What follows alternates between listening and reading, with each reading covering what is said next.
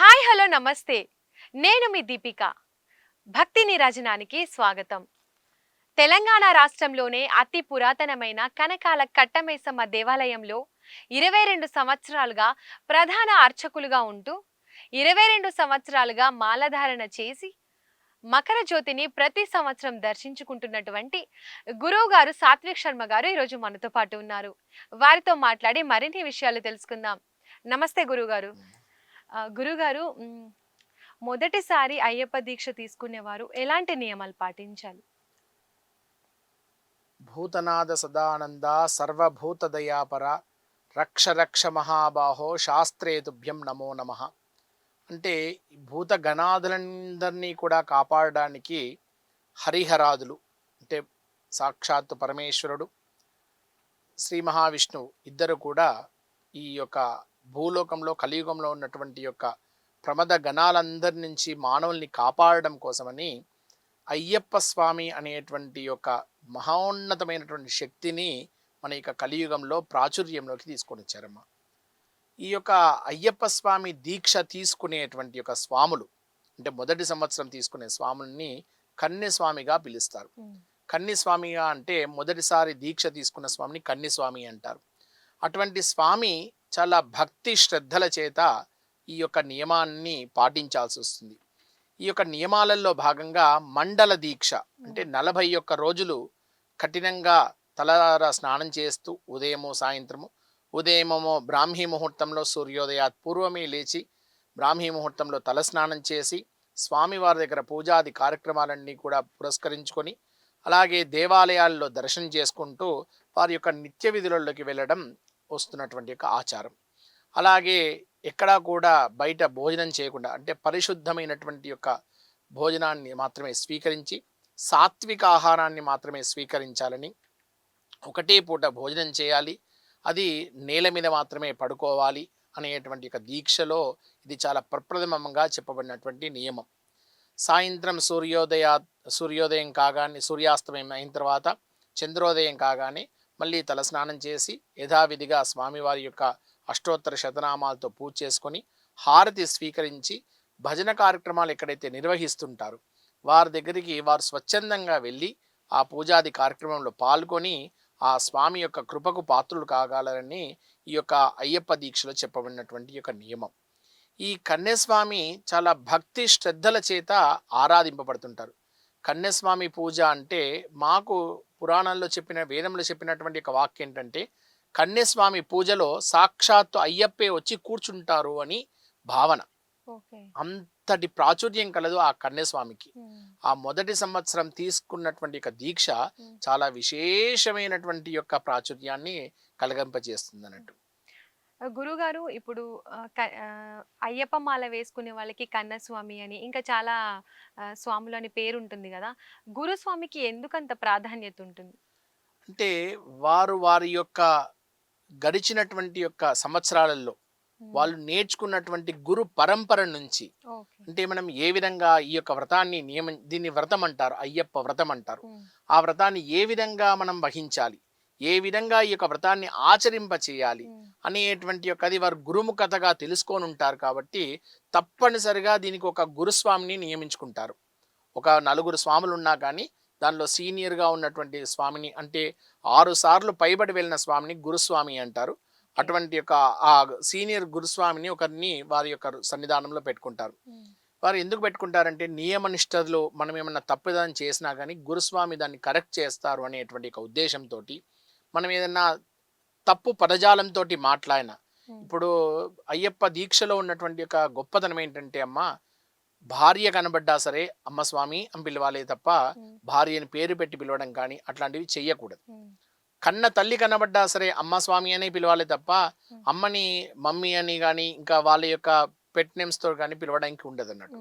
అటువంటిది పొరపాటున అంటే మొదటి సంవత్సరం వేసుకున్న వాళ్ళు రెండో సంవత్సరం వేసుకున్న వాళ్ళకి అంత పెద్దగా వాళ్ళకి అవగాహన ఉండదు. కాబట్టి వాళ్ళు ఏదన్నా పొరపాటున తప్పుదని చేస్తారని చెప్పేసి ఒక గురుస్వామి కనుక ఉన్నట్టయితే హ్మ్.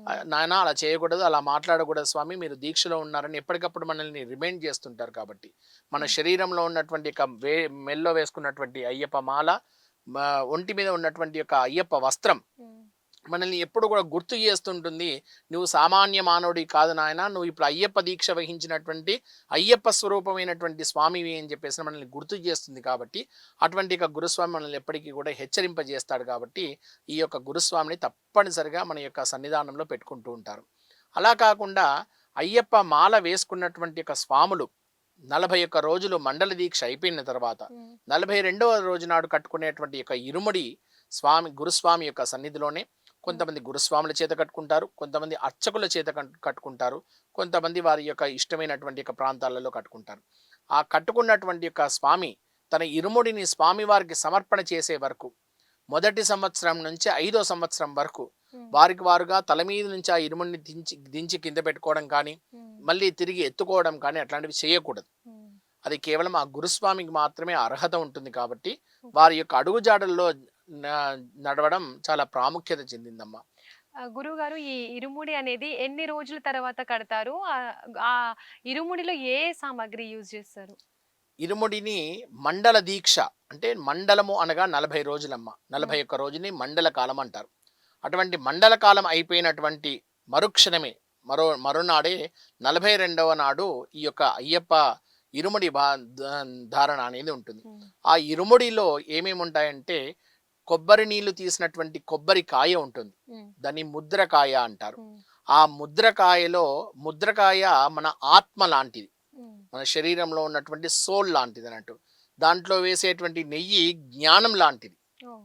నాలెడ్జ్ లాంటిది. హ్మ్. అటువంటి ఇక జ్ఞానంతో నింపినటువంటి నెయ్యిని హ్మ్. మనం చాలా భక్తి శ్రద్ధల చేత హ్మ్. ఇక్కడి నుంచి మనం ఇరుముడి కట్టుకొని స్వామివారి దర్శనానికి వెళ్ళి, హ్మ్. కొంతమంది వనయాత్ర చేసే వాళ్ళు ఉంటారు, పెద్ద పాదం అంటారు, ఎరిమేల్ నుంచి నడుచుకుంటూ వెళ్తూ ఉంటారు. హ్మ్. అలా కాకుండా కొంతమంది పంబా నుంచి వెళ్ళే వాళ్ళు ఉంటారు. హ్మ్. వాళ్ళు చాలా భక్తి శ్రద్ధల చేత స్వామిని దర్శనం చేసుకొని హ్మ్. 18 బంగారు మెట్లని ఎక్కి వారి శరీరంలో ఉన్నటువంటి యొక్క దుష్కర్మలన్నింటినీ కూడా ఇక్కడితో మేము వదిలేస్తున్నాము, ఇక్కడ నుంచి మేము చాలా పరిశుద్ధమైనటువంటి యొక్క ఆత్మతోటి ఉంటాము అని చెప్పేసి స్వామి సన్నిధిలో ప్రతిజ్ఞ చేసి హ్మ్. ఆ ఆ నెయ్యిని ఏదైతే కాయలో నింపినటువంటి నెయ్యి ఉంటుందో, స్వామికి నెయ్యాభిషేక ప్రియుడు అని చెప్పి పేరమ్మ. హ్మ్. అటువంటి నెయ్యితోటి స్వామికి అభిషేకం చేస్తారన్నట్టు. హ్మ్. అలాగే దాంట్లో పసుపు కుంకుమ, అగరబత్తులు, తేనె, అటుకులు బెల్లము, అలాగే మిరియాలు, అమ్మవారికి సమర్పణ చేసేటువంటి బ్లౌజ్ పీసు, అలాగే అక్కడ ఉన్నటువంటి యొక్క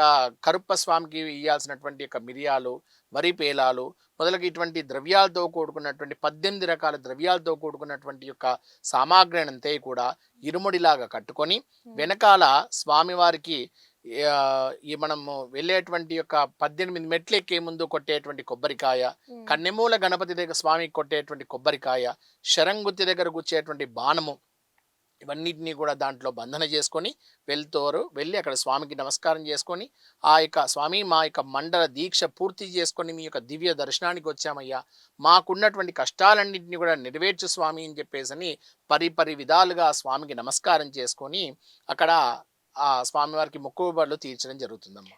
గురువుగారు ఇది దీక్ష చేసుకునే వాళ్ళు దీక్ష సమయంలో ఉల్లిపాయలు తినరు కదా! దానికేమైనా రీజన్ ఉందా? అమ్మా, మనం మండల దీక్షలో మన యొక్క శరీరంలో ఉన్నటువంటి యొక్క ఇంద్రియాలన్నీ కూడా మన కంట్రోల్‌లో ఉండాలి అంటే, హ్మ్. శరీరంలోకి సాత్వికమైనటువంటి ఆహారం మాత్రమే పంపించాలి. హ్మ్. ఈ ఉల్లిపాయలు, వెల్లిపాయలు తినడం వల్ల రజోగుణం చాలా ఎక్కువగా పెరిగిపోతుంది. ఆ రజోగుణం పెరగడం వలన ఒక రకమైనటువంటి యాంగ్జైటీ ఫీల్ అయ్యేటువంటి అవకాశం ఉందని మనకి ఇవాళ రేపు డాక్టర్లు కూడా చెప్తున్నారు. హుహు. అందుకోసమనే శరీరంలో అటువంటి ఆ రజోగుణం కాకుండా కేవలం సాత్విక గుణంగా ఉండడం కోసమని చాలా కొన్ని పదార్థాలు మాత్రమే తినాలి, కొంత సమయంలోనే తినాలి అనేటువంటి నిర్ధారణ చేశారు. సూర్యాస్తమయం అయితే భోజనం చేయకూడదు. హ్మ్. మళ్ళీ సూర్యోదయం అయితే మళ్ళీ ఎటువంటి పదార్థం తీసుకోకూడదు అనేటువంటి ఒక నియమం ఉన్నందున చాలా పరిమితమైనటువంటి ఆహారం మాత్రమే తీసుకోవడం. ఏదంటే మసాలాలు అవి తీసుకున్నట్టయితే శరీరంలో ఒక రకమైనటువంటి యొక్క కా కోపతాపాలన్నీ కూడా పెరిగిపోతాయి. కాబట్టి అటువంటివన్నీ కూడా మనకి శరీరంలో అన్నీ కూడా అనుగుణంగా ఉండాలి. కాబట్టి అంటే తెల్లారి లేచి మళ్ళీ పూజ చేసుకోవాలంటే ఉమ్, మన శరీరంలో ఉన్నటువంటి ఇంద్రియాలన్నీ కూడా జ్ఞానం కలిగి ఉండాలి కదా. అటువంటి అవును. జ్ఞాన శుద్ధి కోసమని సాత్వికమైన ఆహారం మాత్రమే తీసుకోవాలి. రజస్సు తమస్సు గల ఆహారాన్ని తీసుకోవద్దని చెప్పేసి అని మనకు చెప్తున్నటువంటి యొక్క నియమం. ఈ దీక్ష తీసుకునే వారి భార్య తను కూడా ఇవన్నీ నియమాలు పాటించాలా? అంటే పొద్దున్నే లేచి తను కూడా చన్నీళ్ళతో 2 సార్లు స్నానం చేసి ఇవన్నీ ఆహార నియమాలు కూడా అన్ని భార్య పాటించే నియమాలేంటి? చాలా చక్కటి ప్రశ్న వేశారమ్మా. పూర్వకాలంలో మండల దీక్ష వహించినటువంటి యొక్క స్వాములు కుటుంబానికి, బంధువులకి, బాంధవ్యాలకి చాలా దూరంగా ఉండేవారు. అవును. ఎందుకు ఉండేవారయ్యా? ఎందుకు ఈ యొక్క ఇంటి ఆవాసాలన్నిటికి కూడా ఎందుకు దూరంగా ఉండేవారు? పూర్వకాలంలో ఏదో దేవాలయంలో ఉండడమో, హ్మ్. ఏదో ఒక కొండచర్య ప్రాంతాలలో ఉండేవాళ్ళు. ఎందుకు ఉండేవాళ్ళంటే, ఇంట్లో ఎంతో మంచి, చెడు అనేటువంటి ఒక భావనలుంటాయి. హ్మ్. వాళ్ళకున్నటువంటి యొక్క శరీరంలో ఉన్నటువంటి ఇబ్బందుల వలన, ఆడవాళ్ళకు వచ్చేటువంటి ఇబ్బందుల వలన హ్మ్. వాళ్ళని చూడడం, దానివల్ల ఇబ్బంది కలిగి మళ్ళీ స్నానం చేయడం అటువంటి ఉంటాయన్న ఉద్దేశంతో పూర్వకాలంలో చాలా దూరంగా ఉండి మండల దీక్ష చేసేవాళ్ళమ్మ. హ్మ్. ఇప్పుడున్నటువంటి యొక్క యాంత్రిక జీవనంలో, ఇప్పుడున్నటువంటి ఆఫీస్కి వెళ్ళాలంటే ఎక్కడో ఊరి పొలిమేరలో ఉండి ప్రతిరోజు కూడా వచ్చి మనము ఆఫీస్కి వెళ్ళలేం. వెళ్ళలేము కాబట్టి హ్మ్. అటువంటి ఇబ్బందులు కలుగుతున్నాయి కాబట్టి ఇంటి దగ్గరలోనే ఏదైనా ఒక ఆవాసం ఏర్పరచుకొని హ్మ్. అందరూ కూడా ఒకే దగ్గర ఉండి ఈ యొక్క దీక్ష తీసుకోవడం జరుగుతుంది. భర్త దీక్ష తీసుకున్న సమయంలో హ్మ్. భార్య తన ఋతుక్రమం మినహాయించిన 5 రోజులు మినహాయించి మిగతా రోజులన్నీ కూడా హ్మ్. ఈ భర్త ఏ విధంగా అయితే బ్రహ్మచర్యం వహిస్తున్నాడో, ఏ విధంగా అయితే సాత్వికమైనటువంటి ఆహారం మాత్రమే స్వీకరిస్తున్నాడు, హ్మ్. తను కూడా ఆ విధంగానే సాత్విక ఆహారాన్ని స్వీకరిస్తూ ప్రతిరోజు కూడా తలస్నానం చేస్తూ స్వామికి తన యొక్క ప్రార్థన కూడా వెళ్ళబుచ్చుకుంటుంది. ఎందుకంటే పరమేశ్వరుడే తన యొక్క శరీరంలో అర్ధభాగం పార్వతీ అమ్మవారికి ఇచ్చాడు. అలాగే ఇప్పుడు దీక్ష తీసుకున్నటువంటి యొక్క స్వామిలో సహభాగమైనటువంటి యొక్క సహధర్మచారిణి కూడా దీక్షతోటే సమానం. కేవలం ఆ 5 రోజులు ఋతక్రమంలో మాత్రమే హ్మ్. మినహాయింపు ఉంది వాళ్ళకి. స్వామి ఈ దీక్ష అనేది ఆడవారు తీసుకోవచ్చా? అయ్యే భవానీ దీక్ష హ్మ్. ఉంది. అవును. మనము అది 21 రోజులు వేసుకోవచ్చు. అవును. 21 రోజులు అమ్మవారికి పసుపు, కుంకుమ, గాజులు అవన్నీ కూడా సమర్పణ చేయడం జరుగుతుంది. హ్మ్. ఈ అయ్యప్ప విషయానికి వచ్చేసరికి అత్యంత కఠినమైనటువంటి దీక్ష ఈ యొక్క అయ్యప్ప దీక్ష. హ్మ్. ఈ అయ్యప్ప దీక్షలో జరిగేటువంటి యొక్క శరీరంలో జరిగేటువంటి ఒడిదుడుకులన్నిటినీ కూడా హ్మ్. కొద్దిగా సమన్వయం చేసుకునేటువంటి శక్తి ఆడవాళ్ళకి చాలా తక్కువగా ఉంటుందమ్మా. అంటే జ్యోతిష్య శాస్త్ర ప్రకారం హ్మ్. ప్రతి ఆడమనిషికి ఉండేటువంటి యొక్క గర్భాధారణ అనేటువంటి యొక్క ఆ ఏదైతే శరీరంలో ఒక అవయవం ఉంటుందో హ్మ్. ఆ అవయవము ఇన్ని కొండలు ఎక్కుతూ ఈ ఓకే. విధంగా ఎగురుతూ దునుకుతూ ఇలా వెళ్తే వాళ్ళకి ఆరోగ్య రకమైనటువంటి యొక్క ఈ ఋతుక్రమానికి వచ్చేటువంటి యొక్క ఇబ్బందులు కలుగుతాయన్న ఉద్దేశంతో అయ్యప్ప అందులో బ్రహ్మచారి అమ్మ. హ్మ్. అంటే బ్రహ్మచర్యంతో ఏదైనా గెలిపించవచ్చు అనేటువంటి ఒక నిర్ధారణ చేయడం కోసమని ఆ హ్మ్. యొక్క మహాశాస్త అనేటువంటి ఒక అవతారాల్లో ఒక అవతారం ఈ యొక్క అయ్యప్ప. హ్మ్. బ్రహ్మచారి అవతారంలో పట్టబంధం మోకాళ్ళకి ఆయన బంధం వేసుకొని కూర్చున్నాడు ఆ యొక్క పొన్నంబల మేడులో. ఓకే. స్వామి ఉన్నటువంటి యొక్క శబరిమల ప్రాంతాన్ని హ్మ్. కేరళ సాంప్రదాయం ప్రకారం పొన్నంబల మేడు అంటారు. ఓకే. అటువంటి పొన్నంబల మేడులో బ్రహ్మచారి దీక్షలో ఉన్నాడు. హ్మ్. తన బ్రహ్మచారి దీక్షలో ఉన్నటువంటి ఒక స్వామి దగ్గరికి హ్మ్. ఎవరైతే ఆడవాళ్ళు అంటే హ్మ్. ఋతుక్రమం నడిచేటువంటి ఒక ఆడవాళ్ళు వెళ్తారో హ్మ్. వారికి శరీరంలో ఉన్నటువంటి యొక్క గర్భసంచికి ఇబ్బంది కలుగుతుందని చెప్పేసి హ్మ్. మనకి పురాణాల్లో శాస్త్రీయంగా చెప్పబడినటువంటి ఒక విషయం. హుహు. ఇప్పుడేదో మనం మీడియా వాళ్ళు ఆడవాళ్ళు వెళ్తున్నారు వెళ్ళొచ్చు అది ఇది అని చెప్పేసి అంటున్నారు కానీ అమ్మా, హ్మ్. మనం ఏదైనా కానీ శాస్త్రాన్ని పాటిస్తున్నాం. హ్మ్. గాలి తీసుకుంటున్నామంటే శాస్త్రం చెప్పబడింది మనం ఉచ్ఛ్వాస నిశ్వాస గాలి అయిందని చెప్పేసి అది శాస్త్రాన్ని ప్రూవ్ అయింది కాబట్టి మనం దాన్ని ఫాలో అవుతున్నాం. హ్మ్. ఇది కూడా వేదంలో చెప్పబడినటువంటి ఒక విషయం ఏంటంటే ఆడవాళ్ళు ఎవరైతే ఇంత కఠినమైనటువంటి దీక్ష తీసుకుంటారో హ్మ్. వాళ్ళకి గర్భ సంబంధమైనటువంటి యొక్క ఇబ్బందులు కలుగుతాయని చెప్పేసి మనకి పురాణాలు చెప్పాయి కాబట్టి ఓకే. ఆడవాళ్ళు ఈ యొక్క దీక్షకి పనికిరారు అనేటువంటి యొక్క ప్రధానమైనటువంటి ఆచరణ.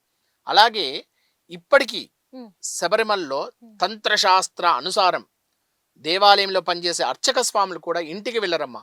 హ్మ్. 365 రోజులు వాళ్ళు దేవాలయంలోనే ఉంటారు సంవత్సర దీక్ష తీసుకొని. ఓకే.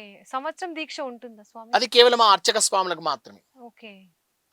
365 రోజులు ఉమ్, అర్చక స్వాములు అదే శబరిమల సన్నిధానంలోనే వండుకుంటూ ఉమ్, అక్కడ ఉన్నటువంటి యొక్క వారి సిబ్బంది, ఉమ్, అక్కడ ఊడ్చేవాళ్ళు, తుడిచేవాళ్ళు, వాళ్ళ యొక్క అడ్మినిస్ట్రేషన్ స్టాఫ్ ఉమ్, వీళ్ళందరూ కూడా వండుకుంటూ కేవలం నెలకు తెరిచేటువంటి యొక్క 5 రోజుల ఉత్సవాల్లో మాత్రం దేవాలయాన్ని తెరిచి మిగతా రోజులలో ఆ స్వామిని ఒక దీపారాధనలోకి ఆరాధన చేసుకుంటూ ఆవాహన చేసుకుంటూ తంత్రశాస్త్రానానృత్య వాళ్ళు అర్చన చేస్తుంటారు ప్రతి నిత్యం కూడా స్వామికి. ఉమ్, ఎందుకు ఈ 365 రోజులు అర్చక స్వాములు అక్కడే ఉంటున్నారు? బ్రహ్మచర్యం చేయాలి కదా! అవును. ఇంట్లో ఉంటే బ్రహ్మచర్యం చేయడానికి వీలు కాదు కదా! ఓకే. అందుకోసమని 365 రోజుల దీక్ష తీసుకొని, ఉమ్, ఆ సన్నిధానంలోనే వారి యొక్క సంవత్సర కాల దీక్షాన్ని అక్కడిని కూడా వాళ్ళు నియమ నిష్టలతోటి అర్చన చేస్తూ ఉంటారు. ఉమ్. గురువు గారు, ఇది అయ్యప్ప దీక్షకి ఇతర దీక్షలకి వ్యత్యాసం ఏంటి? అయ్యప్ప దీక్ష కఠిన కఠిన నియమాలు ఉంటాయి అని అంటారు కదా. రెండిటికి వ్యత్యాసం ఏంటి? వేరే మాలలకి అయ్యప్ప మాలకి? అమ్మా, ఇప్పుడు భవానీ మాల ఉంది. ఉమ్, అమ్మవారు ఆవిడ జగనని ఆవిడ. ఉమ్, అమ్మల కన్నా అమ్మ. అవును. ఎవరినైనా సరే వారు ఏదైనా తప్పు చేసినా సరే అని పాపం వాళ్ళని ఆ పాప భీతితోటి వాళ్ళని ఉపశమనం చేసి వాళ్ళకి ఏదో ఒక రకమైనటువంటి ఒక అవకాశాన్ని ఇస్తుంది. ఉమ్, ఆవిడ తల్లి కాబట్టి. ఉమ్, పరమేశ్వరుడి శివ దీక్ష తీసుకుంటారు. ఉమ్, పరమేశ్వరుడు జగదఃపితరం మందే పార్వతీ పరమేశ్వరం అంటున్నారు. అంటే ఈ యొక్క జగత్తుకి తల్లిదండ్రులు ఎవరైనా ఉన్నారు అంటే పార్వతీ పరమేశ్వరులు మాత్రమే. ఉమ్, ఆయన తండ్రి స్థానంలో ఉన్నాడు కాబట్టి ఆయన కూడా కొద్ది రకమైనటువంటి ఎగ్జామ్షన్స్ ఇచ్చాడు. ఉమ్, హనుమాన్ దీక్ష, ఆ, ఆయన బ్రహ్మచర్యంలోనే వండుకుంటూ ఇటు ఈతి బాధలను చూశాడు, మానవులు పడుతున్నటువంటి బాధలను చూశాడు, ఉమ్, అటు దేవతలు కూడా పడుతున్నటువంటి బాధలను చూశాడు. ఉమ్, శ్రీరామచంద్రుడు అడవికి రావడము, సీతా అమ్మవారిని అపహరించుకొని పోవడము, ఉమ్, రావణాసురుడు ఉమ్, ఆవిడని తీసుకురావడము, అవన్నీ కూడా చూశాడు కాబట్టి ఆయన కూడా ఎటువంటి యొక్క ఇబ్బంది లేదు. ఈ అయ్యప్ప దీక్షకు వచ్చేసరికి హరిహరాదులు ఇద్దరూ కూడా ఉమ్, మోహిని అవతారంలో శ్రీ మహావిష్ణువు, ఉమ్, పరమేశ్వరుడు ఇద్దరూ కూడా ఉమ్, ఈ లోక ఉపకారం కోసం అని చెప్పేసని ఉమ్, లోకంలో ఉన్నటువంటి యొక్క ప్రమథ గణాలు కలి ప్రభావం ఏది కూడా మనుష్యుల మీద కలగకుండా ఉండాలంటే ఒక కఠినమైనటువంటి దీక్ష ఉండాలి, అది అయ్యప్ప దీక్ష అయి ఉండాలి అని చెప్పేసి మనకి నిర్ధారణ చేశారు. ఓకే.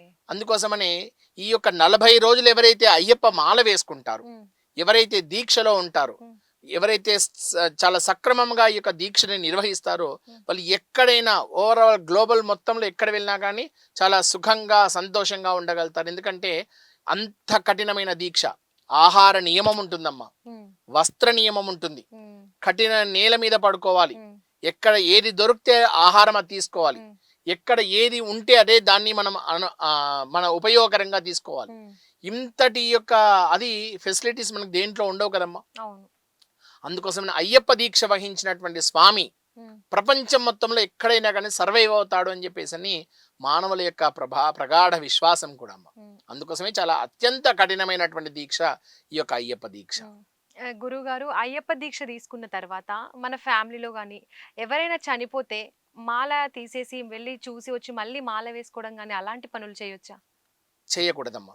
అందుకోసం నేను ముందు చెప్పాను కదా, ఉమ్, పూర్వకాలంలో అయ్యప్ప దీక్ష తీసుకుంటే ఉమ్, అసలు భవబంధావ్యాలన్నిటి కూడా దూరంగా ఉండేవాళ్ళు. ఉమ్, అంటే వీరి దగ్గర నుంచి వాళ్ళకి ఏం విషయం తెలిసేది కాదు, వాళ్ళ విషయం వీళ్ళకి ఏం తెలిసేది కాదు, ఉమ్, కుటుంబ సభ్యులకు కూడా తెలిసేది కాదు. ఉమ్, అంటే వాళ్ళకి వీళ్ళకి ఎటువంటి యొక్క టచ్ లేకుండా ఉండేవాళ్ళు అన్నట్టు. ఉమ్, అటువంటి కాలంలో ఏం చేసేవాళ్ళు, కేవలం అయ్యప్ప మాల వేసుకునేటప్పుడు తల్లిదండ్రులకు నమస్కారం చేసుకొని గురుస్వామి దగ్గరికి వెళ్ళి మాలాధారణ చేసుకొని ఉమ్, వాళ్ళు అక్కడే ఆ కుటీరంలో ఉండేవారు. ఉమ్, ఇరుముడి కట్టుకునేటప్పుడు వాళ్ళకి ఇంట్లో వాళ్ళకి ఇన్ఫార్మ్ చేసేవాళ్ళు, ఇలా నేను పలానా రోజు నాడు ఇరుముడి కట్టుకొని శబరిమల స్వామి దర్శనానికి వెళ్తున్నానని చెప్పేసి చెప్పేవాళ్ళు. ఉమ్, వాళ్ళు వస్తే ఇరుముల్లో వాళ్ళు బియ్యం పోసేసి ఉమ్, వాళ్ళ యొక్క ఆశీర్వచనం తీసుకొని వాళ్ళు వెళ్ళేవాళ్ళు. ఉమ్, ఇప్పుడున్నటువంటి యొక్క ఆ, మనం అనుకున్నటువంటి యొక్క దైనందిక పరిస్థితులలో ఉమ్, ఒకవేళ గనక మన ఇంటి వారు ఎవరైనా గనక కాలం చేసినట్టయితే ఉమ్, మాల విసర్జన చేయాలి, ఉమ్, ఇంకా మళ్ళీ మాల వేసుకోవడం ఉండదమ్మా. ఓకే. తల్లిదండ్రులు గనక కాలం చేసినట్టయితే ఉమ్, సంవత్సరం కాలం మాల వేసుకోవడానికి పనికిరాదు. ఇంకా ఒకసారి తీసేస్తే తీసేసినట్టే. అంతే. ఉమ్, కేవలం మన యొక్క వంశం వాళ్ళు ఎవరైనా ఉంటే ఉమ్, వాళ్ళు కనుక కాలం చేసినట్టయితే మనం కూడా ఆ వంశాన్ని కనుక ఆ వంశంలోనే ఉమ్, వారసులం అయ్యి ఉంటే ఉమ్, ఖచ్చితంగా 11 రోజులు మాత్రం తప్పనిసరిగా వాళ్ళ యొక్క మనం ఆ మృతాశోచం అంటారు దాన్ని, చనిపోయినటువంటి మైలని, ఆ ఉమ్, మైలని మనం పట్టాల్సిందే తప్పనిసరిగా. ఉమ్. తప్పనిసరిగా మాల తీయాల్సింది.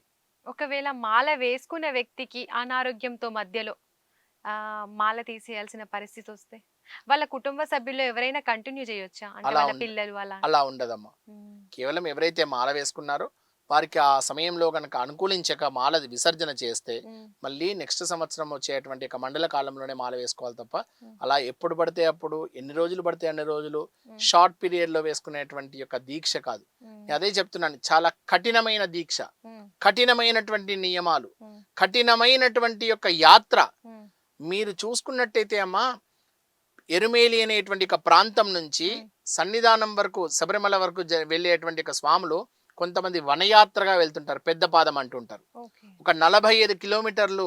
ఉమ్, అది ట్రెక్కింగ్ అనడం చాలా చిన్న మాట అమ్మా. ఉమ్, చాలా హై కొండల్ని ఎక్కడం, ఆ ఉమ్, రాళ్ల మధ్య నుంచి దిగడం, పెద్ద పెద్ద చెట్టు వేర్లు అడ్డంగా ఉంటాయి. ఉమ్, వాటిని జాగ్రత్తగా, తల మీద ఇరుముడి ఉంటుంది, ఇరుముడి చేత్తో పట్టుకోవడానికి ఉండదు.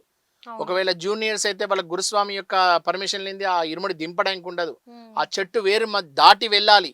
ఎంత కఠినంగా ఉంటుందనంటే దాహం వేస్తుంది, ఉమ్, ఆకలి వేస్తుంది, ఉమ్, అలాగే మలమూత్ర విసర్జన కూడా ఇబ్బందిగా ఉంటుంది, శరీరంలో ఉన్నటువంటి యొక్క ఉష్ణాన్ని తట్టుకోలేక.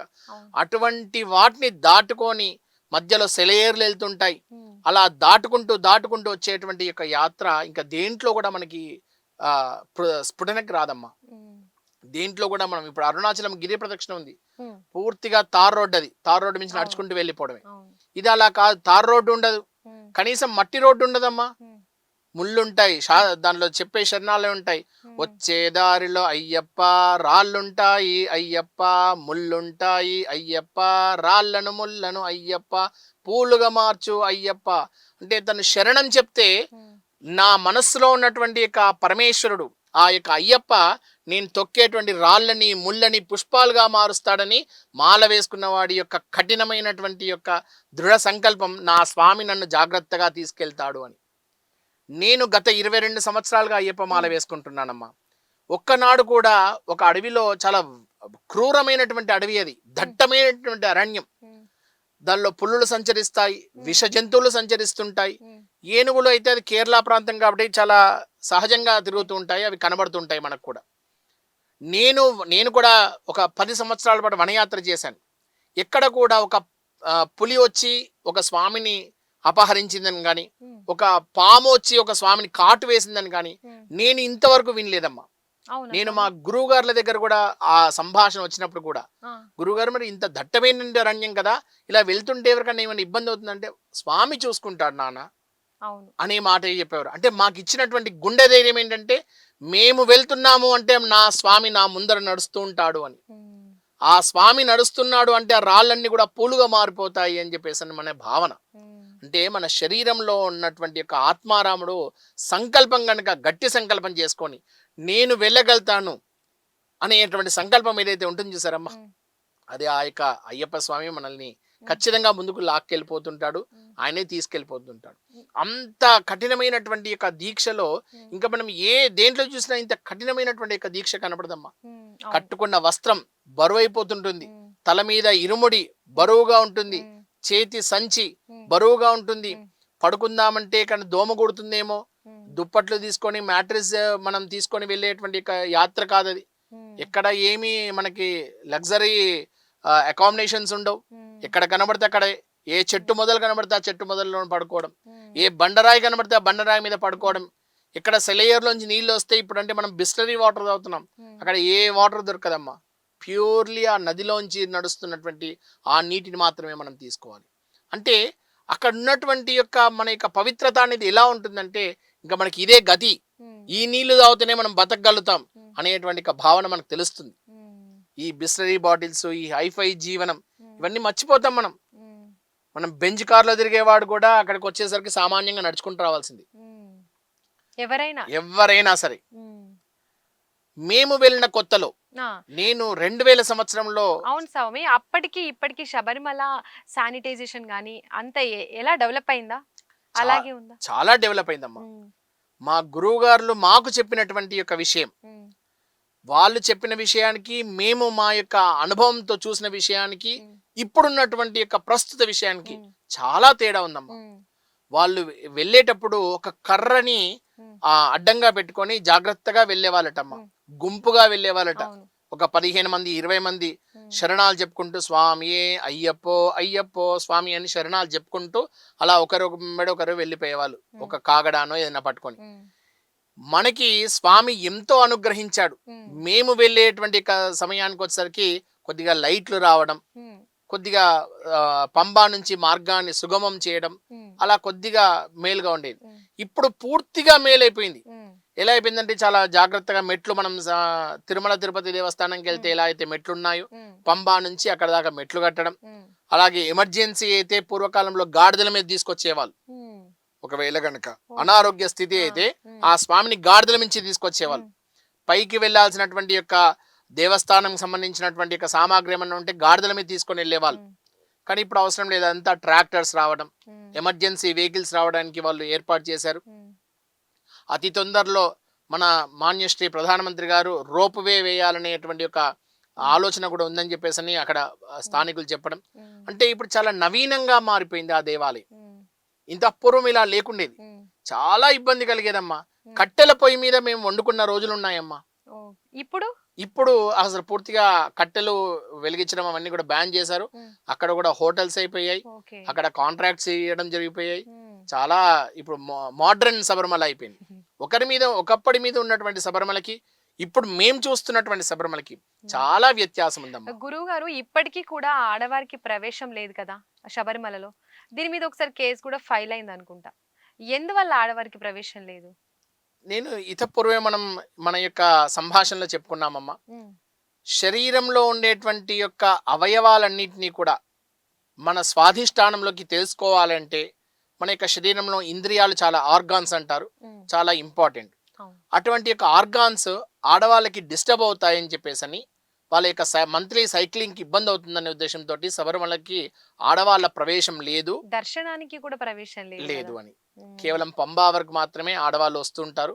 అక్కడ వరకు మాత్రమే చూసుకొని అక్కడి నుంచి కూడా మకర జ్యోతి కనబడుతుంటుంది. అక్కడి నుంచి దర్శనం చేసుకొని వెళ్ళిపోయేటువంటి యొక్క అక్కడ స్థానికులు మన తెలంగాణ ఆంధ్ర రాష్ట్రాల నుంచి కూడా అక్కడి వరకు వచ్చి చూసిపోయే వాళ్ళు చాలా మంది ఉన్నారు ఆడవాళ్ళు. గురువు గారు, మీరు ఇన్ని ఇయర్స్ గా మాల వేసుకుంటున్నారు కదా, మీకు ఆ అరోమా ఎలా ఉంది? మీరు దీక్ష ఇన్ని ఇయర్స్ గా తీసుకుంటున్నారు కదా, మీకు ఎలా ఉంది? చాలా చక్కటి ప్రశ్న వేశారమ్మా. మేము బేసికల్ గా అర్చకులం, బ్రాహ్మణ వంశంలో పుట్టినటువంటి వాళ్ళం. సంవత్సర కాలం అమ్మవారి దగ్గర మేము ఆరాధన చేస్తూనే ఉంటాం. ఏదో రకమైనటువంటి ఉగాది ఉత్సవాలని, శ్రీరామనవమి ఉత్సవాలని, శారదా నవరాత్రులని, అలాగే శ్యామలా నవరాత్రులని ఏదో ఒక కార్యక్రమం చేస్తుంటాం. ఈ యొక్క అయ్యప్ప దీక్షకు వచ్చేసరికి ఒక రకమైనటువంటి ఈ యొక్క నూతన ఉత్తేజం ఏర్పడుతుందమ్మా. ఎప్పుడు ఆ మండల కాలం వస్తుంది, ఎప్పుడు ఆ వృశ్చికం వస్తుంది, ఎప్పుడు మనం మాలధారణ చేయాలి, ఎప్పుడు ఆ స్వామిని దర్శనం చేసుకోవాలి అనేటువంటి యొక్క ఉత్తేజం నాకనే కదమ్మా, మా గురువు గారు బ్రహ్మశ్రీ వేదమూర్తి అయినటువంటి వేణుమాధవ శర్మ గారు అక్కడ వంశపారంపర్యంగా జరిగేటువంటి ఉత్సవాల్లో వీరు ఒకరు చాలా ప్రధానంగా దాంట్లో వాళ్ళు ఉండేవారు, పాల్గొనేవారు. అటువంటి వారి దగ్గర నేను శిష్యరికం చేస్తున్నాను. మా గురువు గారు చెప్పడం ఏంటంటే, ఆయన వయసు ఇప్పటికీ 65 సంవత్సరాలు. ఇప్పటికీ ఆయన ఎప్పుడు మాల వేసుకోవాలా, నేను ఎప్పుడు శబరిమల వెళ్ళాలా అనేటువంటి ఒక ఉత్తేజంగా ఉంటారు. అంటే ఆ స్వామిని చూడాలి అనేటువంటి ఒక స్వాలంబన, ఆ స్వామిని మకర జ్యోతి నాడు ఆ బంగారు ఆభరణాలతో దర్శనం చేసుకోవాలనేటటువంటి ఉత్తేజం ఎప్పటికప్పుడు ఒక రకమైనటువంటి కొత్త ఆస్వాదన కలుగుతూ ఉంటుందమ్మా. ఎప్పుడెప్పుడు వెళ్తామా శబరిమలకి, ఎప్పుడెప్పుడు వెళ్తామా, ఎప్పుడు స్వామిని దర్శనం చేసుకుంటామా. అందరు అంటారు మకర జ్యోతిలో చాలా హ్యూజ్ క్రౌడ్ ఉంటుంది, మీరు ఎలా వెళ్తారు. మా భావన ఒకటి, స్వామిని దర్శనం చేసుకోవడం. ఆ మకర సంక్రాంతి పుణ్యకాలంలో స్వామిని దర్శనం చేసుకుంటేటువంటి వచ్చేటువంటి బలం, ఉత్తేజం చాలా అమోఘమైందమ్మా. మనం మాటలతోటి వివరించలేంది. అంతటి అత్యద్భుతంగా ఉంటాడు ఆ స్వామి. నార్మల్ గా పంచలోహ విగ్రహం ఉంటుంది స్వామిది. ఈ యొక్క పందల రాజ వంశీయులకి స్వామివారు పూర్వకాలంలో త్రేతాయుగంలో వారికి ఒక వరాన్ని ఇచ్చాడు. అప్పుడు రాజులు రాజ పరిపాలన ఉన్నప్పుడు పందల రాజు అనేటువంటి యొక్క మహారాజు ఆ యొక్క రాజ్యాన్ని పరిపాలిస్తుండేవాడు. ఈ శబరిమల ఈ యొక్క ప్రాంతాన్ని అంతే కూడా. అక్కడ స్వామి ఒక పసిబాలుడై ఆ పందల రాజు గారికి దొరికాడు. మనందరికి కూడా తెలిసిన విషయమే. ఆ రాజుగారికి సంతానం లేకపోవడం, తీసుకొని వెళ్ళాక స్వామి యొక్క అనుగ్రహం వలన ఆ యొక్క మహారాణి గారు గర్భవతి అవ్వడం, ఆ మహారాణి గారికి కూడా ఒక కుమారుడు జన్మించడం. అయినాక మంత్రి మాటలు విని ఈ యొక్క పిల్లవాడిని ఎట్లయినా పంపించాలి, మనకు కుమారుడు ఉన్నాడు కదా అన్న ఉద్దేశంతో ఈ యొక్క స్వామిని అడవిలోకి పంపి పులిపాలు తెమ్మని చెప్పి పంపించడం. అడవిలోకి వెళ్ళిన తర్వాత ఇంద్రుడే సాక్షాత్ ఆ దేవేంద్రుడే యొక్క పులి రూపంలో వచ్చి, ఉమ్, అయ్యా మీరెవరిని తీసుకెళ్తారు, మేమే వస్తామని ఆ పరివార దేవతలందరూ కూడా పులులుగా రావడం. ఉమ్, అప్పుడు ఆ యొక్క మహారాజు గారికి వరమించడం, నేను ఇంకా మీ దగ్గర ఉండలేను, నేను ఇలా వెళ్ళి తపస్సు చేసుకుంటాను యోగబంధం వేసుకొని అని చెప్పేసి తన యొక్క విల్లుతోటి ఒక బాణం వేసి, ఉమ్, ఎక్కడైతే ఆ విల్లు ఆగుతుందో అక్కడ మీరు ఆ దేవాలయం నిర్మించమని చెప్పేసి ఉమ్, వారి తండ్రి గారైనటువంటి పందల రాజుకు చెప్పడం, అక్కడ ఆయన అత్యద్భుతమైనటువంటి దేవాలయాన్ని నిర్మించడం. ఉమ్, ఇవన్నీ కూడా మనకి పురాతనంగా ఉమ్, తెలుస్తున్నటువంటి ఆచారం, తెలిసినటువంటి గాథలు కూడా. ఉమ్, కానీ ఉమ్, ఇప్పటికీ కూడా అమ్మ, ఇన్ని యుగాలు మారిపోయాయి, త్రేతాయుగం పోయింది, ద్వాపర యుగం పోయింది, కలియుగంలోకి వచ్చాం. ఉమ్. అయినా సరే అదే పందల రాజవంశీయులు తెచ్చినటువంటి బంగారు ఆభరణాల్ని మకర జ్యోతి నాడు స్వామి అలంకారం చేసుకుంటాడమ్మా.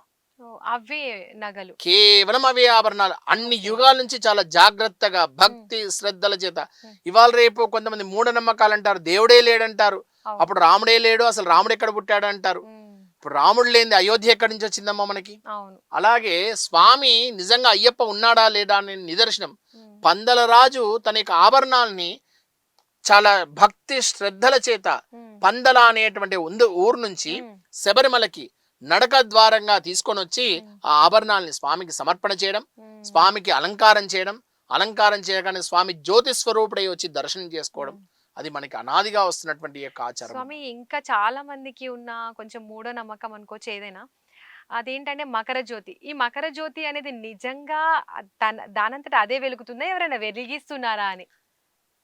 మంచి చక్కటి ప్రశ్న అమ్మా. కాంతిమల అనేటువంటి యొక్క మల, మల హ్మ్. అంటే కేరళ దాని ప్రకారం కొండ అని అర్థం. హ్మ్. మనం తిరుమల అంటాం కదా, అవును. తిరుమల, మల. కొండ. మల అంటే ఓకే. కొండ. అటువంటి కాంతిమల అనేటువంటి యొక్క ఒక కొండ, హ్మ్. 18 కొండలు స్వామివారి యొక్క ఆవాస యోగ్యమైనటువంటి యొక్క కొండలు. హ్మ్. ఆ ఈ స్వామి ఉన్నదేమో పొన్నంబల మేడ, హ్మ్. ఈ జ్యోతి వచ్చేదేమో కాంతిమల. హ్మ్. కాంతిమలలో మా గురువు గారు మాకు చెప్పడం, హ్మ్. కొన్ని సంవత్సరాల క్రితం వరకు కూడా 1989 వరకు కూడా అమ్మ, హ్మ్. ఖచ్చితంగా స్వామి జ్యోతి స్వరూపంలో వచ్చేవాడటమ్మ. ఆ! ఎప్పుడైతే సాంకేతికత పెరిగి హ్మ్. సైన్స్ ఉత్పన్నమై హ్మ్. అసలు ఏం జరుగుతుంది అని తెలుసుకునేటువంటి మనిషి యొక్క ఒక దురాలోచన ఉంటుంది కదా, హ్మ్. ఏం జరుగుతుంది, అది నిజమా కాదా, హ్మ్. దేవుడు ఉన్నాడా లేడా హ్మ్. అనేటువంటి యొక్క శాస్త్ర పరిజ్ఞానం కోసమని మనిషి చేసినటువంటి తప్పుకి హ్మ్. ఇప్పుడు ఆ జ్యోతి రావడం అయిపోయిందమ్మా. ఓహ్! అయితే ఇప్పుడు వచ్చేటువంటి యొక్క జ్యోతి ఓకే. ఈ యొక్క దేవస్థానం వారు మాత్రమే అక్కడ ఉత్పన్నం ఓకే. చేసి ఓకే. జ్యోతి స్వరూపంలో స్వామిని దర్శనం చేయిస్తున్నారు. ఓకే. ఇది వరకు వచ్చేది. 1989 వరకు మా గురువు గారు ఓకే. మాకు చెప్పినటువంటి మాట హ్మ్. అక్షర సత్యమమ్మ ఇది. హ్మ్. స్వామి జ్యోతి స్వరూపంలో వచ్చి దర్శనం చేసేవాడండి. హ్మ్. మరి ఇప్పుడు ఎందుకు అది చేస్తున్నారు అంటే, మనుషులు ఒక విధానానికి ఆలోచన వాళ్ళు అలవాటు పడిపోయి ఉంటారు. హ్మ్. అట్లా అలవాటు నుంచి బయటకు రావాలంటే ఒకటేసారి సడన్ గా వస్తే వాళ్ళ యొక్క యాంత్రిక జీవనం నుంచి బయట కష్టమైపోతుందన్న ఉద్దేశంతోటని హ్మ్. వారు అక్కడ మనకి సాంకేతికంగా ఏర్పాటు చేసినటువంటి యొక్క జ్యోతి అది. ఓకే. గురువుగారు చాలా మంచి విషయం మాకు చెప్పారు. యాక్చువల్‌గా ఈ విషయం చాలా మందికి డౌట్. గురువుగారు ఇంకొక ప్రశ్న ఏంటంటే, ఈ అయ్యప్ప మాల అంటే నల్ల దుస్తులే ఎందుకు ధరించాలి? మీరు కూడా ఇప్పుడు మాలలో ఉన్నాను అని అన్నారు. కానీ మీ వస్త్రాలు డిఫరెంట్‌గా ఉన్నాయి. స్వామి నీలి వస్త్రధారి అమ్మ. హ్మ్. నీలి వస్త్రము అంటే బ్లూకి బ్లూ కలర్. హ్మ్. సంబంధించినటువంటి యొక్క వస్త్రం. హ్మ్. కానీ హ్మ్. ఇప్పుడున్నటువంటి యొక్క మన పరిస్థితులలో బ్లూ, బ్లాక్ 2 కూడా నెగెటివ్ ఎనర్జీని తొందరగా అట్రాక్ట్ చేస్తాయి. అవును. మనకి సైంటిఫిక్‌గా కూడా అది ప్రూవ్ అయింది. అవును. మనిషి నల్ల వస్త్రం వేసుకొని, హ్మ్. మనము చిన్న పిల్లలకి దిష్టి తగులుతుందని కాటుక పెడతారు మీకు. అవును. గుర్తుందమ్మా? ఉంది. ఎందుకో కాటుక పెడతారంటే నలుపు రంగు ఉండడం వలన వాళ్ళకి ఆ నెగెటివ్ శక్తి అనేది తొందరగా ఉత్పన్నం కాదు. అంటే ఓకే. తొందరగా అప్లికబుల్ కాదు. హ్మ్. అటువంటి యొక్క దానికోసమని ఆ నీలి వస్త్రాన్ని వేసుకోమని చెప్పేసని హ్మ్. స్వామి శనైశ్వరుడికి కూడా ఒక వరాన్ని ఇచ్చాడు. హ్మ్. ఎవరైతే నీలి వస్త్రాన్ని ధరించిన వాళ్ళైతే ఉంటారో హ్మ్. వారికి నీ యొక్క ప్రభావం చూపించకూడదు అని చెప్పేసి చెప్తారు. హుహు. కొంతమందికి జన్మ శని అని, హ్మ్. అష్టమ శని అని, సాడే సాతి శని అని, హ్మ్. అంటే జ్యోతిష్ శాస్త్రంలో చెప్పినటువంటి శని దోషాలు ఏమన్నా ఉన్నా కానీ హ్మ్. అయ్యప్ప మాల వేసుకోవడం వలన అది కొద్దిగా ఉపసంహరణ జరుగుతుంది. దోషాలు. ఆ రిలాక్సేషన్ ఇస్తాడు. హ్మ్. ఎందుకు ఇస్తాడంటే తనకి ఇష్టమైనటువంటి యొక్క వస్త్రం, హ్మ్. ఇష్టమైనటువంటి కలర్. హ్మ్. ఇప్పుడు మనకి ఇష్టమైన మనిషి హ్మ్. ఇష్టమైనటువంటి యొక్క వస్త్రం వేసుకొని వస్తే మనం చాలా ఇంప్రెస్ అవుతాం. అవును. ఒక స్కూల్లో ఒక టీచర్ యూనిఫామ్ వేసుకొని వెళ్ళినటువంటి ఒక స్టూడెంట్కి సివిల్ డ్రెస్ వేసుకొని వెళ్ళినటువంటి స్టూడెంట్కి చాలా వ్యత్యాసం చూపిస్తుంది. అవును. అలాగే శనీశ్వరుడు తనకి ఇష్టమైనటువంటి ఒక వస్త్రాన్ని ధరించేసరికి సరే వీడు నన్ను ఫాలో అవుతున్నాడు కదా, వీడిని కొద్దిగా మనం వీనికి ఓకే. ఆ యొక్క ఇబ్బంది కలగడం తక్కువ చేద్దాం అనే ఉద్దేశంతో చేస్తారు. ఓకే. అలా స్వామి ఇచ్చినటువంటి యొక్క అనుగ్రహం వలన ఆహా. మనం ఎప్పుడైతే నల్ల వస్త్రం ధరిస్తామో, ఉమ్. ఎప్పుడైతే నల్ల బొట్టు పెట్టుకుంటామో, ఉమ్. వాటి మీద మనం ఎట్లయితే మనం నెగిటివ్ శక్తిని అంటే ఒక దుష్ట శక్తుల నుంచి మనం ఏ విధంగా అయితే కాపాడబడతామో ఉమ్. అటువంటి వాటి నుండి కాపాడబడతారని నల్ల వస్త్రాలు వేసుకుంటారు. మేము దేవాలయంలో పనిచేసే అర్చకులమమ్మ. ఉమ్. దేవాలయంలోకి వచ్చేటువంటి భక్తులు చాలా సాంత్వన చిత్తతోటి వస్తారు, అంటే ఉమ్. ప్రశాంతత కోసం వస్తారు. ఉమ్. వారికి చూడగానే మేము నల్ల వస్త్రాలు వేసుకునేసరికి అయ్యో ఈయన అయ్యప్ప స్వామి మాల వేసుకున్నారు కదా, ఓకే. ఏమైనా చెప్పాలా చెప్పొద్దో అనేటువంటి ఒక భావనతో ఉంటారు. ఆ. అటువంటి భావన దేవాలయానికి వచ్చేటువంటి భక్తులకు ఇబ్బంది కలగొద్దన్న ఉద్దేశంతో మేము సంవత్సరం మొత్తం దీక్షలో ఉండే వాళ్ళమే కదమ్మా, కేవలం అమ్మవారి యొక్క సేవలో చేసుకొని ఉండేవాళ్ళమే కదా. అవును. అందుకోసం అని చెప్పేసి మేము వస్త్ర నియమం ఒకటి మాటించకుండా కేవలం మాల మాత్రం యథావిధిగా అందరు స్వాములు ఎలా వేసుకుంటారో మేము కూడా స్వామి ముద్ర వేసుకొని ఆ మాల ధారణ చేస్తాము. వస్త్రానికి మాత్రం మాకు ఈ విధమైనటువంటి యొక్క నియమం కొద్దిగా మాకు ఉమ్. ఇబ్బంది లేకుండా ఉంటుంది. స్వామి, 21 రోజుల దీక్ష, 11 రోజుల దీక్ష అని ఉంటుంది కదా, ఆ 21 రోజులు 11 రోజులు కూడా వేసుకోవచ్చా స్వామి మాల? మనకి మండల దీక్ష అని మాత్రమే చెప్పబడిందమ్మా. ఒక అయ్యప్ప స్వామి మాలలో మండల దీక్ష ఉంటుంది. కేవలం మండల దీక్ష అని మాత్రమే చెప్పబడింది. ఉమ్. కాకపోతే కొంతమందికి ఇప్పుడు చిన్న పిల్లలు ఉంటారు, ఉమ్. సంతానం కలిగితే అయ్యప్ప మాల వేసుకొని తీసుకొస్తాను అని అంటారు. ఉహు. పుట్టిన పిల్లవాడిని మనం 41 రోజులు అయ్యప్ప స్నానం పొద్దున సాయంత్రం తల స్నానం చేయించి తీసుకెళ్ళలేం కదమ్మా. ఉహు. అలాంటి పిల్లవాళ్ళకి ఏం చేస్తారంటే కొంతమందిగా ఉమ్. అక్కడ ఎరుమేల్లో మాలాధారణ చేసి ఉమ్. అక్కడే ఇరుముడి కట్టి ఉహు. ఆ బంగారు మెట్లు ఎక్కాలంటే తప్పనిసరిగా ఇరుముడి ఎత్తుకున్న వాళ్ళు మాత్రమే ఆ బంగారు 18 మెట్లని ఎక్కేటువంటి యొక్క అవకాశం ఉంటుంది. ఉమ్. మిగతా సివిలియన్స్కి ఎవరికి ఉండదు. ఉమ్. అటువంటి యొక్క అటువంటి మొక్కుబడులు ఎవరైనా అయితే ఉంటారో వాళ్ళకు మాత్రమే ఈ యొక్క 11 రోజుల దీక్ష అనేది ఉమ్. వర్తిస్తుంది. ఇప్పుడు పెద్దవాళ్ళు ఉంటారు, 60 ఏళ్ళు 70 ఏళ్ళ వాళ్ళు ఉంటారు. ఉమ్. వాళ్ళు కూడా ఈ 41 రోజులు ఇప్పుడున్నటువంటి శీతాకాలంలో ఉండడం చాలా కష్టం కాబట్టి ఉమ్. వాళ్ళకి అటువంటి యొక్క ఉపాధి అంటే వాళ్ళకు ఆ రకమైనటువంటి యొక్క అది కలుగుతుంది తప్ప అసలైతే మండల దీక్షే మనకి శాస్త్ర సమ్మతమైనటువంటి యొక్క దీక్ష. ఓకే. గురువు గారు, గురు పరంపర ఎందుకు చేస్తారు? గురు పరంపర అంటే ఏంటి? దైవం మానుష రూపేణ, ఉమ్. దేవుడు ఎప్పుడు కూడా మనిషి రూపంలోనే మనకు సహాయం చేస్తాడు. అవును. మనం మన చిన్నప్పటి నుంచి తెలుసుకున్నటువంటి విషయం గురు బ్రహ్మ గురు విష్ణు గురు దేవో మహేశ్వర గురు సాక్షాత్ పరబ్రహ్మ తస్మై శ్రీ గురవే నమః. అంటే మన శరీరంలో ఉన్నటువంటి యొక్క ఇంద్రియాలని మనం ఏ విధంగా అయితే మన యొక్క అదుపులో పెట్టుకుంటున్నాము, ఉమ్. మనం చేసేటువంటి యొక్క తప్పు ఒప్పులు జ్ఞానాజ్ఞానాలని ఉమ్. మనల్ని ఎవరైనా ఒకరు డిక్టేట్ చేయడానికి ఒక గురువు తప్పనిసరిగా అవసరం. ఉమ్. మనం స్కూల్లో చదువుకొని మనం క్రమశిక్షణ కావాలంటే మనకు టీచర్ ఎలా అయితే ఉంటారు, ఉమ్. మనం చేసేటువంటి యొక్క దీక్ష కానివ్వండి, మనం చేసేటువంటి యొక్క ఏ దైవ సంబంధమైనటువంటి యొక్క అది కానివ్వండి, ఉమ్. ఒక గురు భావకంలో ఉంటే ఉమ్. వారు ప్రతి క్షణం వాళ్ళ పని ఏంటంటే వాళ్ళని సక్రమమైనటువంటి దారిలో నడిపించాలి. ఉమ్. వాళ్ళు ఏ మాత్రం తప్పుదోవ పోయినా కానీ వెంబడే గురువు వారిని డిక్టేట్ చేస్తాడు. అలా వెళ్ళకూడదు, ఇలా వెళ్ళాలి, ఇలా చేయాలి, ఈ మంత్రం చెప్పాలి, ఈ మంత్రం చెప్పుకుంటే ఈ విధమైనటువంటి యొక్క పనిని చేయాలి అని మనల్ని ఎప్పటికప్పుడు ఆయన మనల్ని జ్ఞానం కలగజేస్తుంటాడు. కాబట్టి తప్పనిసరిగా గురువుని మనం పొందాలమ్మా. ఉమ్. దేనికైనా అన్లిమిటెడ్ అని ఉంది కానీ విద్యకు అన్లిమిటెడ్ అనేది లేదమ్మా. ఉమ్. అంటే నేర్చుకోవడం అది ఇంగ్లీష్ విద్య అయినా సరే, సాంస్కృత విద్య అయినా సరే, ఏ విద్య అయినా సరే ఉమ్. దానికి అన్లిమిటెడ్ అనేది లేదు. మరి అన్లిమిటెడ్ లేని దానికి గురువు అనేవాడు కూడా అన్లిమిటెడ్ అన్నట్టు. ఓకే. గురువు ఎక్కడ వెళ్ళినా ఏ పని విషయంలో అయినా ఉమ్. తప్పనిసరిగా మనకు గురువు బ్లెస్సింగ్స్ ఉండాలి. ఉమ్. గురువు యొక్క అనుసరణలోనే మనం పాటించాలి. ఉమ్. గురువు ఏ విధంగా చెప్తారో ఆ గురువును మాత్రమే మనం ఫాలో అవ్వాలనేది మనకి శాస్త్రాల్లో చెప్పబడినటువంటి ఒక విషయం. ఇది మండల దీక్ష అంటే ఏంటి అసలు? మండల దీక్ష అంటే 48 డేస్ అంటారు కదా స్వామి. ఇప్పుడు మీరు చేసేది ఇప్పుడు అయ్యప్ప దీక్ష అంటే 41 రోజులే చేస్తున్నారు. అసలు ఎన్ని రోజులు మండల దీక్షకి ఎన్ని రోజులు ఉంటుంది? మండల దీక్ష అంటే 41 రోజులు అంటారమ్మా. ఆ.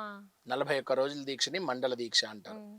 అర్ధమండలము అంటే 21 రోజులు. ఉమ్. నేను ఇంతకుముందు చెప్పాను కదా, కొంతమందికి ఎవరికన్నా ఎగ్జామ్షన్స్ కనుక ఇచ్చేటట్టయితే ఉమ్. 21 రోజులు అంటే పెద్దవాళ్ళకి కానీ చాలా వృద్ధాప్యంలో ఉన్న వాళ్ళకి కానివ్వండి, శరీర ఆరోగ్యత అనుకూలించిన వాళ్ళకి మాత్రం అర్ధమండల దీక్ష అంటారు. మండల దీక్ష అంటే 41 రోజులే. 41 రోజులు తప్పనిసరిగా మనం ఎవరైతే ఈ యొక్క దీక్షను వహిస్తారో వారికి అన్ని రకాలమైనటువంటి యొక్క దోషాలన్నీ కూడా తొలిపోయి సుఖ సంతోషాలతో ఉంటారని, వారి యొక్క మనస్సులో కోరుకున్నటువంటి కోరికలన్నీ కూడా సక్రమంగా నెరవేరుతాయని చెప్పేసి ఇక మండల దీక్షని మనకి చెప్పబడింది. ఇక మండల దీక్షని చాలా మంది ఋషులు కూడా చేశారమ్మా. మండల కాలం పాటు తపస్సు చేశారు అని అంటారు. సాక్షాత్తు పార్వతీ అమ్మవారు పరమేశ్వరుడి యొక్క శరీరంలో అర్ధభాగాన్ని పొందడం కోసమని మండల దీక్ష చేత అమ్మవారు స్వామిని ఉపచారాలు చేసి స్వామి వారికి అనుగ్రహం పొంది శరీరంలో అర్ధభాగాన్ని పొందింది ఆ పార్వతీ అమ్మవారు. అంటే మండలము అనగా 41 రోజులమ్మ. ఆ యొక్క దానివల్లనే ఈ యొక్క మండల దీక్షకి అంత ప్రాముఖ్యత కలిగింది అన్నట్టు. ఖచ్చితంగా ఈ యొక్క 41 రోజుల్లో మనం ఏ విధైనా కానీ సాధించగలుగుతాం. ఇప్పుడు ఒక మనిషి మారాలంటే ఒక్క రోజు 2 రోజుల్లో మారలేడు కదమ్మా. ఒక 11 రోజుల్లో కూడా ఆ జీవన శైలిని మార్చాలి కదా. ఎందుకంటే పుట్టుకతో వచ్చింది మనం కాట్లో పెడితే కానీ పోదు అనేది ఒక సామెత ఉంది. అలా ఒక మనిషిని మార్చాలంటే సర్టెన్ టైం పడుతుంది. అదే టైం ఈ 40 రోజుల్లో మాత్రం పూర్తిగా మారిపోతాడు. మీరు బాగా అబ్జర్వ్ చేయండి అమ్మా. మొదటి రోజు మాల వేసుకున్న స్వామికి, ఇరుముడి కట్టుకొని పోయే స్వామికి చాలా తేడా వస్తుంది. బిహేవియర్ లో కావచ్చు, మనిషి యొక్క యాటిట్యూడ్ లో కావచ్చు, అన్నిట్లలో కూడా ఒక రకమైనటువంటి తేడా వస్తుంది. అది కేవలం కూడా అది ఆ దీక్ష చేయడం వల్ల మాత్రమే. ఆ దీక్షలో ఉన్నటువంటి యొక్క ఆ శక్తి ఆ పక్కన ఇప్పుడు మనం తప్పు చేస్తున్నా పక్కన ఉన్న స్వామి మీరు అలా తప్పు చేస్తున్నారు, అలా చేయకూడదు అని చెప్పేసి ఒక స్వామి మనల్ని హెచ్చరిస్తుంటాడు. ఆ హెచ్చరించేవాడు ఎవడో కాదు, ఆ భగవంతుడు మాత్రమే. ఆ భగవంతుడే పక్కవాడి రూపంలో వచ్చి మనం తప్పు చేస్తున్నాం. ఇప్పుడు నల్ల వస్త్రం కట్టుకుంటాడమ్మా, వాడు పాన్ షాప్కి వెళ్తాడు. ఎదుటివాడు చూసి ఏమనుకుంటాడు, ఈ స్వామి ఇంటి అయ్యప్ప దీక్ష తీసుకొని ఇట్లా వెళ్తున్నాడు, ఆ మాట అంటాడని చెప్పేసి వాడు పాన్ షాప్కి వెళ్ళడం మానేస్తాడు. రూడ్గా మాట్లాడేవాడు చాలా సాత్వికంగా మాట్లాడతాడు. ఏరా అరే ఒరే అనేవాడు కూడా అన్నా స్వామి అని మాట్లాడతాడు. అంటే ఎంతటి తేడా చూసారమ్మా. అంటే వాళ్ళు చేసేటువంటి విధానం, వాడు చేసేటువంటి స్నానం చేయడం వల్ల జరిగేటువంటి కర్మ. మనందరికి పెద్దవాళ్ళు చెప్తుంటారు సూర్యోదయాత్ పూర్వమే స్నానం చేయండి అయ్యా అని. ఎంతో మహత్తరమైన శక్తి శరీరంలోకి సంభవిస్తుందమ్మా సూర్యోదయాత్ పూర్వం చేసే స్నానం. మధ్యాహ్నం పడుకోవద్దు అని మన పెద్దవాళ్ళు అంటుంటారు. అయ్యప్ప దీక్షలో మధ్యాహ్నం పడుకోకూడదు. అలా ఎన్నో రకాలైనటువంటి నియమాల చేత మన యొక్క మనుషుల యొక్క మేధాశక్తిలో కావచ్చు, వాడు చేసేటువంటి యొక్క ఫిజికల్ యాటిట్యూడ్ లో కావచ్చు తప్పనిసరిగా మార్పు వస్తుంది. కాబట్టి ఈ 41 రోజుల మనిషి యొక్క మెంటాలిటీ కూడా మారుతుంది అనేది మా యొక్క అభిప్రాయం. గురువు గారు, ఇంకొకటి క్వశ్చన్ ఏంటంటే, దీక్ష చేసుకున్న స్వాములు ఉంటారు కదా, వాళ్ళకి ఎవరైనా చనిపోయిన వ్యక్తులు ఎదురొస్తే వాళ్ళు వాళ్ళ పనికి వెళ్ళిపోవచ్చా, లేకపోతే తిరిగి వెనక్కి వెళ్ళాలా? వెళ్ళేటువంటి యొక్క స్వామికి ఆ విధమైనటువంటి యొక్క ఏదైనా ఇబ్బంది కలిగితే వెళ్ళేటువంటి పని కనుక చాలా అత్యవసరం, ఒక ఆఫీస్కి వెళ్ళాలి, తప్పనిసరిగా హాజరు వేసుకోవాలి, అలా వెళ్ళిపోవచ్చు. కానీ భోజనం చేసే ముందైనా కానీ తప్పనిసరిగా తలార స్నానం చేసి భోజనం చేయాలి. లేదు కొద్దిగా మనకి విరామం ఉంది, మనం వెళ్ళే సమయం ఉంది అంటే ఫస్ట్ వెళ్ళి మనం మన యొక్క కుటీరానికి వెళ్ళి అక్కడ స్వామి సన్నిధానంలోకి వెళ్లకుండా బయట ఉండేటువంటి యొక్క వాష్రూమ్లలో స్నానం చేసి కట్టుకున్న బట్టలు అవన్నీ కూడా ఇప్పేసేసి వేరే బట్టలు ధరించి స్వామిని దర్శనం చేసుకుని వాళ్ళ యొక్క జరిగేటువంటి యొక్క కార్యక్రమాలకు వెళ్ళొచ్చు. ఎందుకు ఈ విధమైనటువంటి పని చేయాలి అంటే, మన శరీరంలో ఉండేటువంటి అయ్యప్ప ముద్ర అంటే ఈ మాలలో ఒక అయ్యప్ప డాలర్ ఉంటుంది కదా, ఆ అయ్యప్ప మన చేత ఉంటాడు కాబట్టి, మనతో పాటు ఉంటాడు కాబట్టి, అటువంటి స్వామికి ఆ రకమైనటువంటి నెగిటివ్ శక్తి కనబడ్డప్పుడు, అంటే మరణం అనేది ఒక రకమైనటువంటి యొక్క దుశ్చర్య కదా, అటువంటి అది కలుగుతుంది. కాబట్టి ఆ యొక్క స్వామికి ఆ దోషం ఆపాదించకుండా ఉండడం కోసం తల స్నానం చేయాలి. గురువు గారు, దీక్షలో ఉన్నవారు నేల మీదే పడుకుంటారు కదా, వాళ్ళ ఆరోగ్యం బాగలేకపోయినా సరే అది పాటించాల్సిందేనా? నేల మీద అంటే కఠిన నేల మీద పడుకోవాల్సిన అవసరం లేదు, మాకు దుప్పటి ఒక తుంగ చాపో లాంటిది వేసుకొని పడుకోవచ్చు. ఎందుకు నేల మీద పడుకోవాలి, ఎందుకు ఇప్పుడున్న మ్యాట్రెస్ మీద పడుకోవద్దు అంటే, హంసతూలికా తల్పం అంటారు సంస్కృతంలో మ్యాట్రెస్ ని. పడుకున్న వాడికి సుఖమైనటువంటి నిద్ర వస్తుంది. వాడికి పొద్దున్న సూర్యోదయం అయిపోయి మిట్ట మధ్యాహ్నం అయినా కానీ మనకు తెలియదు. అదే నేల మీద పడుకున్న వాడికి ఆ మన శరీరంలో ఉన్నటువంటి ఎముకలు భూమికి గుచ్చుకోను, ఒక రకమైనటువంటి యొక్క ఇబ్బందికరమైన స్థితిలో ఉమ్, కొద్దిగా నిద్ర సంపూర్ణమైనటువంటి నిద్ర పట్టదు. ఉమ్, నిజం చెప్పాలంటే మ్యాట్రెస్ మీద పడుకున్న అవును. నిద్రకి, నేల మీద తుంగచాప వేసుకొని పడుకున్న నిద్రకి చాలా తేడా ఉంటుంది. అవును. ఎందుకంటే అది చాలా మెత్తగా, శుతి మెత్తగా ఉంటుంది కాబట్టి ఉమ్, మనం ఎంతసేపైనా విశ్రమించొచ్చు. ఉమ్, దీని మీద ఎక్కువసేపు విశ్రమించలేం. ఉమ్, కింద కూర్చున్న వాడికి, సోఫాలో కూర్చున్న వాడికి ఎంత తేడా ఉంటుంది? అవును. అంత తేడా ఉంటుంది కాబట్టి, ఆ సంపూర్ణమైనటువంటి యొక్క సుఖనిద్రలో పడి, ఉమ్, ఆ సుఖనిద్ర అనేటువంటి మోజులో పడి, ఉమ్, దీక్షను ఎక్కడైతే విస్మరిస్తాడేమో అన్న ఉద్దేశంతోటి, ఉమ్, కఠిన దీక్షలో చాలా ప్రధానమైనటువంటి నియమం ఉమ్, ఈ భూమి మీద పడుకోవడం. ఉమ్, ఏకభుక్తం భూతల శయనం అంటారు. ఏకభుక్తం అంటే ఒకటే పూట భోజనం చేయాలి. ఒక పూట ఉపహారం చేయాలి. ఉమ్. భూషయనం భూమి మీద మాత్రమే పడుకోవాలి అని. దీక్ష విరమించిన తర్వాత స్వాములు ఏ నియమాలు పాటించాలి? శబరిమల నుంచి వచ్చినటువంటి యొక్క స్వాములు ఉమ్, ఇంటికి రాగానే ముందుగా కాళ్ళు కడుక్కొని, ఉమ్, వారు తెచ్చినటువంటి యొక్క స్వామివారి ప్రసాదము, అభిషేకించినటువంటి నెయ్యిని అవన్నీ కూడా దేవుడి దగ్గర పెట్టుకొని, ఉమ్, తలార స్నానం చేసి, ఆ ఉమ్, నైవేద్యాన్ని స్వామికి తన ఇంట్లో ఉన్నటువంటి ఫోటోకి, చిత్రపటానికి నమస్కారం చేసుకొని ఉమ్, నైవేద్యం పెట్టి, ఉమ్, తల్లి గారితో కన్న తల్లి ఉంటే కన్న తల్లే దీక్ష మాల విసర్జన చేయాలి. ఉమ్, ఒకవేళ కన్న తల్లి లేని వాళ్ళు ఉమ్, వాళ్ళ గురుస్వాముల దగ్గరికి లేదా దేవాలయంలో ఉన్నటువంటి అర్చక స్వాముల దగ్గరికి వెళ్ళి ఆ ఉమ్, మాల విసర్జన చేయడం, ఉమ్, చేయగానే తల్లికి నమస్కారం చేయడం, ఉమ్, చేసుకొని వారి యొక్క నిత్య దైనందిక కార్యక్రమాలు చేసుకోవడం మనకి వస్తున్నటువంటి ఒక ఉమ్, ఆచారం. ఉమ్.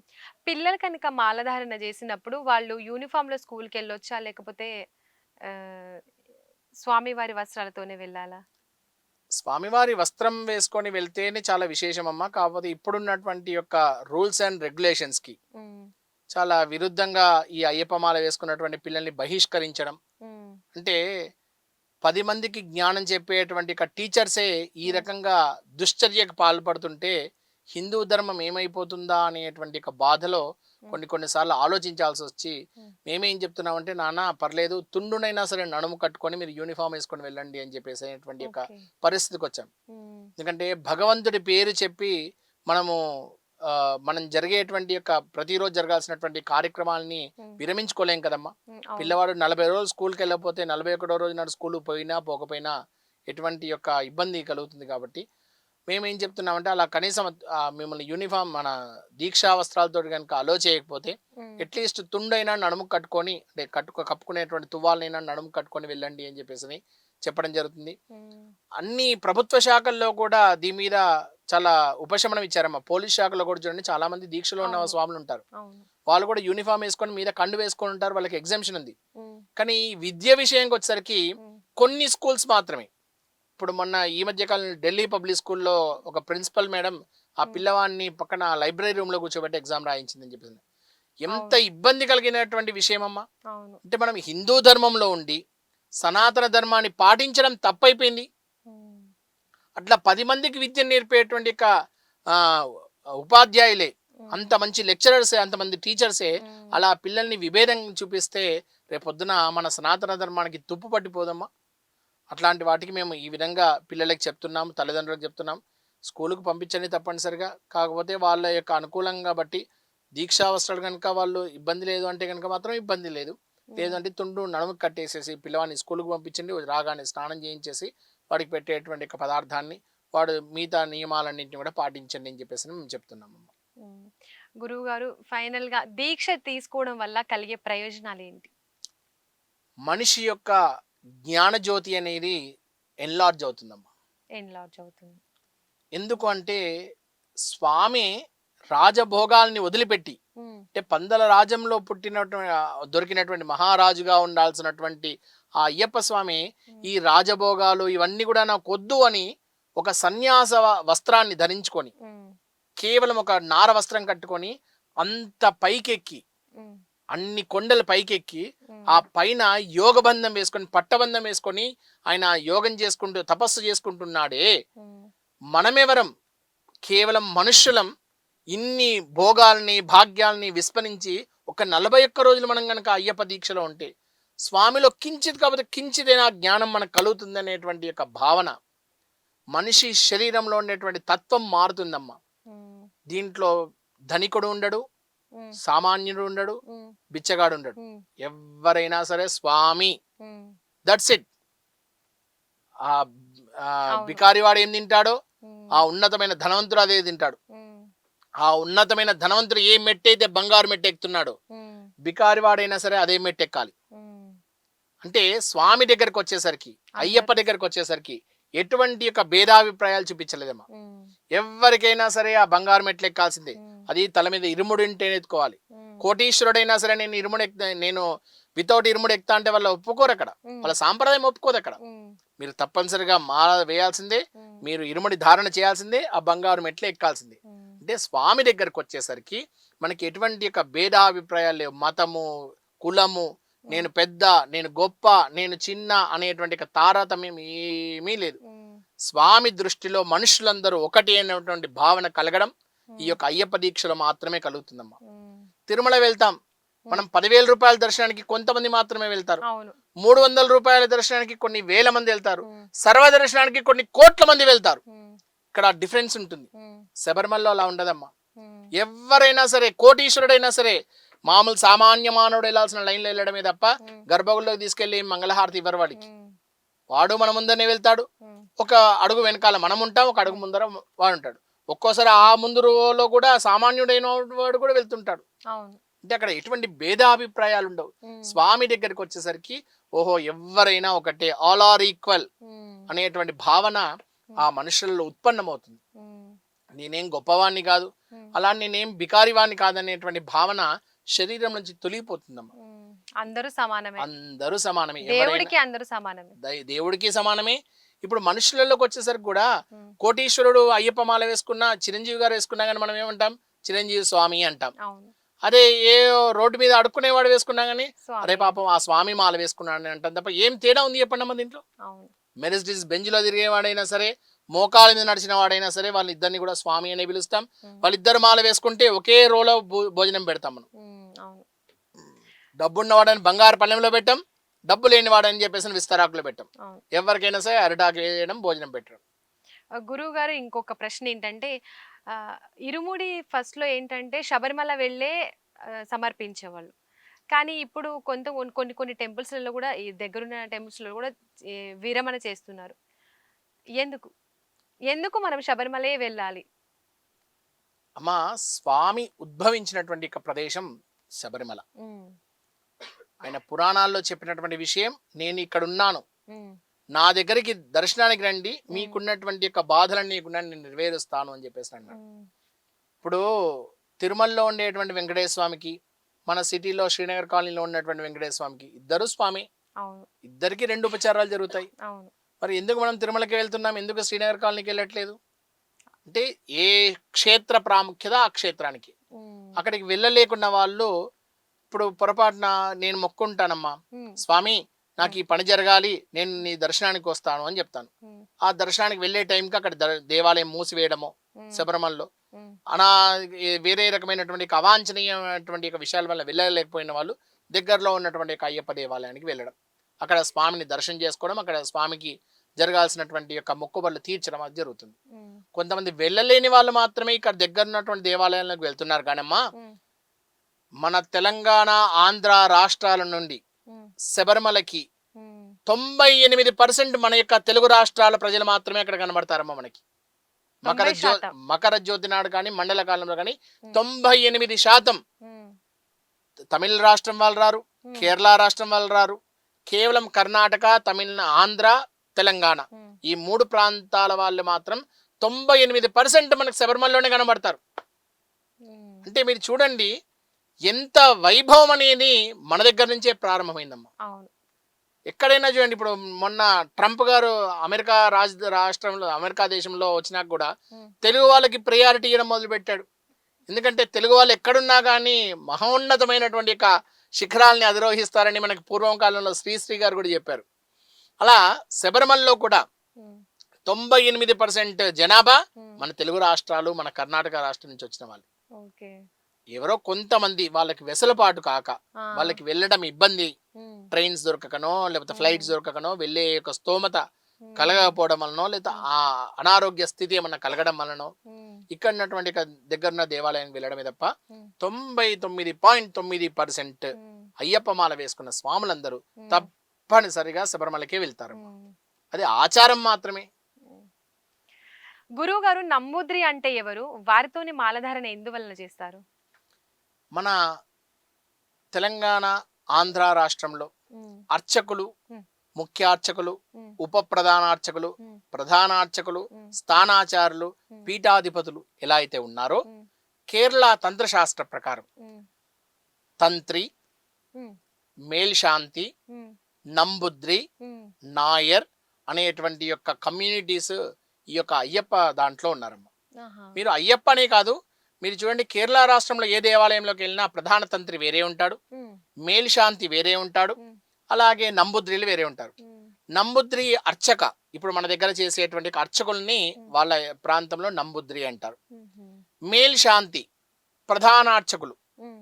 మన దగ్గర ప్రధానార్చకులు, వాళ్ళ దగ్గర మేల్శాంతి. హ్మ్. తంత్రి హ్మ్. స్థానాచారి, హ్మ్. ఆ స్థానానికి అధిపతి ఆ తంత్రి. హ్మ్. ప్రధానమైనటువంటి యొక్క పూజా కార్యక్రమాలు, హ్మ్. ప్రధానమైనటువంటి ఉత్సవాల్ని నిర్వహించేవాడిని తంత్రి అని. హ్మ్.